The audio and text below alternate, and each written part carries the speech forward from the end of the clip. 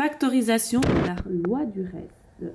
Cette méthode va se calquer sur la division de polynômes par la méthode d'Horner. Alors, petite explication par rapport à certaines choses. Si nous avons un polynôme qui est le suivant, que nous voulons le diviser par x moins 1, grâce au tableau d'Horner, nous pouvons écrire que le dividende, l'énoncé, est égal au diviseur fois quotient pour le reste. Voici le résultat de la division si je fais le tableau d'Horner. Même chose avec un second énoncé que je divise par x moins 7.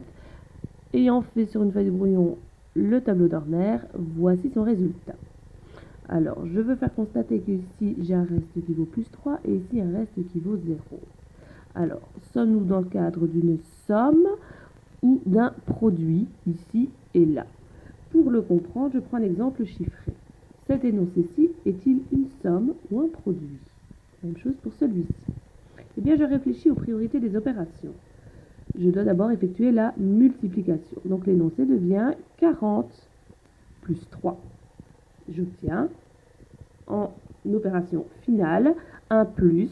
Donc, cet énoncé de départ était tout simplement une somme. Si maintenant j'avais plus 0 c'est plus rien du tout. L'énoncé de départ est tout simplement un produit. Donc, ce que je vais faire comprendre, c'est que si dans mon énoncé ici, j'ai un reste, ou bien que j'ai un reste qui égale 0, lorsque j'ai un reste qui égale 0, je suis dans ce cas-ci, l'énoncé qui est là est un produit. Alors qu'ici, pas du tout, c'était une somme. Donc, cette somme a pu être écrite sous la forme d'un produit. C'est donc bien de la factorisation.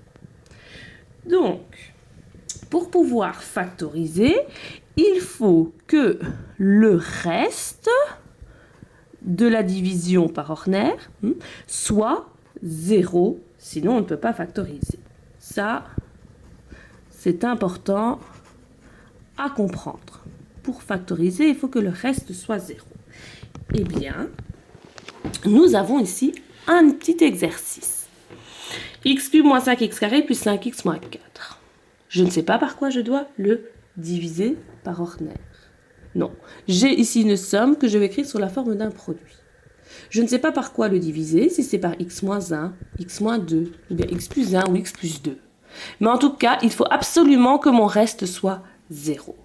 Alors, pour connaître mon reste, il y a une méthode.